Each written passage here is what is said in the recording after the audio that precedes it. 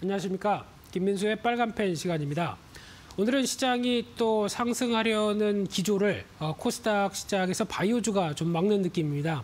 그런 쪽에서 여러 가지 또 논란이 있는 가운데 그래도 여전히 해당 바이오 쪽을 빼고는 시장에 대해서는 여전히 활발한 모습들은 이어가고 있는 흐름이다 보니까 오히려 지금 시장에서 중심이 되고 있는 주도 섹터와 그와 관련된 종목들에 대한 동향들은 계속 체크를 해야 되지 않나 생각이 들고 있고요. 그와 함께 오늘 빨간펜 시간에서는 2월 중반까지 이어지는 수급 흐름들을 한번 점검해 보고요. 외국인과 기관은 또 어떤 종목을 사는지 그에 따라서 투자 아이디어를 한번 찾아보도록 하겠습니다. 가장 먼저 눈여겨볼 부분들은 국내 증시 한 2달 동안 어떤 변화가 이어졌는지 한번 체크를 해보는 상황인데요. 일단 지금 코스닥이 지금 파란색, 코스피가 빨간색이다 보니까 한때는 조금 1월 달까지만 하더라도 좀 시장을 주도하나, 글로벌 시장을 주도하나 싶었는데 1월 중반 이후로는 좀 정체가 되면서 그리고 또 좀 재미없는 모습들이 나오기 시작하죠. 그래서 지금은 미국 S&P는 신고가, 그리고 중국 상해 종합지수 강한 모습들, 일본도 신고가, 유럽도 어제 미국이 휴장이었지만 신고가의 흐름들을 보여주는 가운데 한국 증시만 좀 정체됐다고 하게 되면 이 갭을 좀 메꿔야 되겠죠. 이런 갭에 대한 변화가 조금씩 더 나오면서 시장의 분위기를 이끈다라고 하게 되면 한 3,200선은 가야 되지 않을까라는 생각이 들고 있는데 이런 분위기가 어느 정도 또 시장을 이끌어 갈지도 한번 체크해 봐야 될 것 같고요. 그런 쪽으로 봤었을 때 수급 동향을 보게 되면은 먼저 코스피입니다. 코스피 같은 경우 지수는 왔다 갔다 하면서 그렇게 큰 변화가 없는 모습들을 보였는데 그중에서도 기관은 여전히 지금 모두 다 매도 쪽으로 나가고 있는데 조금 도와주고 있는 쪽이 외국인이죠. 외국인들에 대한 변화가 조금씩 나오기 시작하면서 어떤 개인의 흐름들과 같이 나오고 있다는 쪽으로 보게 되면 약간 시장이 그래도 외국인들의 힘을 좀 발휘하지 않나라는 생각이 들고 있고요. 마찬가지로 지금 코스닥 시장도 외국인들의 흐름들이 꾸준히 좋아지면서 개인들의 힘을 같이 실어간다라고 하게 되면 지금 이제 2월 달 들어서 시장의 변화는 외국인들이 조금 더 시장에 참여하기 시작했다라는 관점으로 보시면 될 것 같고요. 그와 함께 개인의 흐름들 같이 동반해서 보셔야 될 걸로 보여지는데 하지만 이제 개인 쪽의 어떤 유동성을 보게 되면 약간 좀 걱정이 될 수 있는 흐름들입니다. 특히 지수는 지금 이 부분을 확대해서 보게 되면은 어느 정도 고점에서 변동성이 좀 커지는 모습들인데 살짝 보면은 신용잔고는 늘어나고 또 고객 예탁금은 좀 힘이 빠지고 하는 상황들이죠. 그래서 신용잔고는 벌써 한 22조 원대 근처까지 들어가는데 지금 예탁금은 한 70조 원대가 넘었던 모습들은 뒤로 하고 한 65조대가 이탈하는 모습들이 나오다 보니까 약간 지금 동력이 좀 떨어진 채 레버리지만 커진다라고 하게 되면 시장에 대해서 약간 좀 부담스러운 모습들이죠. 특히 이 부분이 한때 증권사에서 신용잔고를 좀 목죄였다가 다시 좀 풀어주다 보니까 그에 따른 변화가 나온다는 흐름들이 다시 나오고 있는데 아마 22조 원대로 이상으로 강하게 못 들어갈 겁니다. 그래서 지금 오히려 고객 예탁금에 대한 변화가 다시 한번 좀 나와야 되지 않을까라는 관점들인데 이 부분은 조금 더 체크를 해야 될 것 같고요. 그렇지만 그래도 외국인들에 대한 동향들이 좀 더 양호합니다. 대표적으로 흐름을 보게 되면 달러 쪽인데요. 지금 이제 달러 인덱스의 흐름들인데 지금 최근에 한때는 한 91대 부분까지 올라온 모습들이 확인돼서 다시 달러화가 좀 강해지나라고 싶었는데 다시 반전이 나오죠.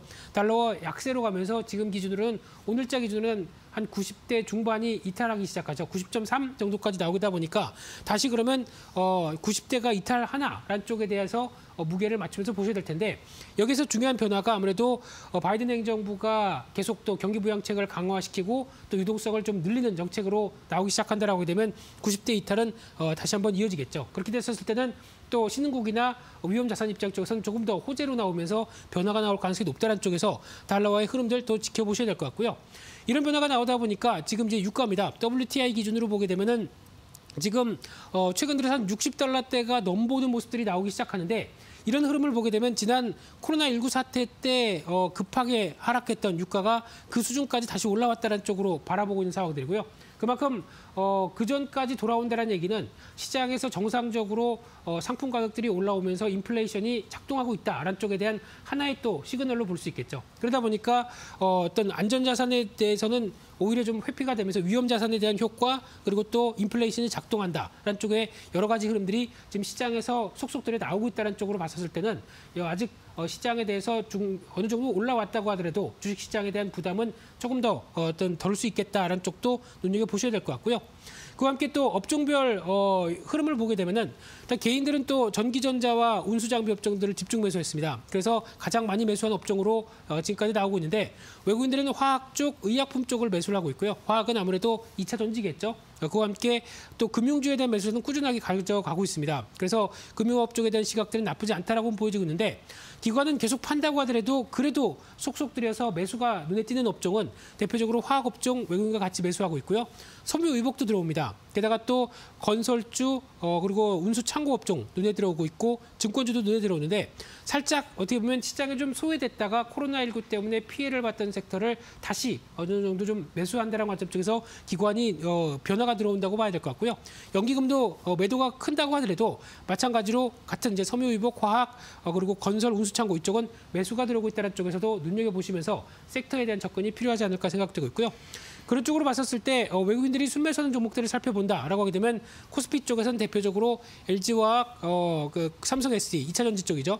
카카오, 네이버 계속 나오는 어떤 플랫폼주에 대한 시각들은 떨어지지 않는다고 봐야 될 것 같고요. 현대차도 의외로 매수가 들어온다는 관점 쪽에서 눈여겨볼 수 있는 부분들인데 게임주 쪽에서 넷마블, NC소프트도 같이 매수한다는 쪽이 눈에 띄고요. 코스닥은 최근 들어서 마찬가지로 펄어비스도 게임주 쪽으로 눈길이 가고 있는 상황들 쪽에서 어떤 바이오주를 제외하게 되면은 솔브레인이라든가 그리고 또 LNF 같은 소부장 종목들도 눈에 띈다라고 볼 수 있는데 그런 쪽에서 외국인들이 사는 종목 쪽에서 관심이 필요하다라고 하게 되면 그래도 금융주는 앞서 말씀드린 것처럼 장기금리가 상승하면서 어떤 저평가 메리트가 뚜렷하게 나온다라고 하게 되면 이런 부분들도 어떤 중기적인 관점 쪽에서는 계속 관심이 필요하다고 봐야 될 것 같고요. 또 효성입니다. 지주사의 효성인데 효성 관련된 계열사들이 다 강하게 나오는데 지주사는 아직까지 큰 상승폭을 기록 못했다라고 하게 되면 이게 재평가받을 가능성이 높다고 봐야 될 것 같고요. 또 종목 중에서 코나이라는 종목이 있습니다. 이 회사가 물론 아직까지 환기 종목이다라는 쪽에선 눈길이 가고는 있다고 하더라도 거래액을 보게 되면 2018년도 한 몇백억대 수준에서 작년에 7조 4천억까지 나올 정도로 강한 변화가 나오고 있습니다. 그런 정도의 결제액을 생각한다라고 되면 코나이 단기간에 많이 올랐는데 조정 시에는 한번 계속 관심을 가지시고 여러 가지 변화를 좀 찾아보시는 게 맞겠다라고 봐야 될 것 같고요. 그 밖에 또 OLED 많이 강조드렸죠. 덕산 네오룩스 많이 올랐지만은 여전히 꾸준한 관심은 높아진다는 쪽에서 OLED 관련주들은 계속 시장에서 부각을 받을 수 있겠다는 쪽도 눈여겨보셔야 될 것 같고요. 그와 함께 또 기관이 매수하는 종목들의 흐름을 살펴보게 되면 LG전자 눈에 띄고 있고요. 또 석유 화학 섹터 쪽에서 롯데케미칼, OCI, DL도 쉽게 말씀드리면은 여천 NCC가 있다 보니까 이와 연결된 부분들이죠. S오일, 그리고 금호석유 이런 어떤 경기 민감 쪽의 섹터들이 강하게 포진돼 있다고 봐야 될 것 같고요. 코스닥은 컨텐츠 관련된 종목들이 눈에 띕니다. 사마네트웍스 눈에 띄고 있고요. YG엔터, 그리고 에이스토리 이런 종목들을 기관들이 꾸준히 담아가고 있다는 관점 쪽에서 봤을 때 눈길이 가는데 또 SFA, 덕산네오룩스 마찬가지로 OLED 종목이죠. 또 에코프로, LNF 이런 쪽은 2차 전지 관련된 쪽. 그러다 보니까 꾸준하게 중소형 쪽에서도 주도적인 흐름들은 담아간다는 관점으로 보시면 될 것 같은데 그런 쪽에서 또 관심 있는 종목을 본다라고 하게 되면 S오일 앞서 말씀드린 것처럼 유가 흐름들을 보여드렸죠. 정유주가 움직일 수 있는 배경에 정제 마진도 회복된다. 이런 관점 쪽에서 관심 있어야 될 것 같고요. DL도 말씀드렸듯이 지주사긴 하지만 아직까지 자회사 중에 화학업체가 갖고 있는 쪽에 대한 재평가가 나오고 있다는 쪽들. SF는 지난 OLED 관련 쪽에서 강하게 말씀드렸던 대표적인 종목입니다. 꽤 많이 올랐죠. 그런 쪽인데 여전히 앞으로에 대한 변화를 기록한다 그러면 HP 시스템이나 SFA 이런 어떤 중소형 OLED에 강점 있는 회사들 같은 경우도 관심이 높다라고 보시면 될 것 같고요. 디오 같은 경우도 기관이 꾸준히 매수하는데 치과 관련된 쪽에 대한 재평가가 계속 어떤 소재 그리고 또 장비 쪽에 대한 흐름들도 다시 나오고 있죠. 이쪽에 대한 부분들도 한 번쯤 조정 시에는 관심을 갖자라는 쪽으로 정리해서 말씀을 드리도록 하겠습니다. 그래서 오늘은 2월 중반까지 외국인과 기관이 사는 종목들과 함께 여러 가지 시장 흐름들을 한번 점검해봤는데요. 그래도 주도적인 종목 쪽에서는 여전히 기관과 외국인은 관심이 갖고 있다는 쪽에서 계속 종목들의 흐름들을 찾아보셔야 될 걸로 보여지고 있습니다. 오늘 준비한 내용들은 여기까지서 마치고요.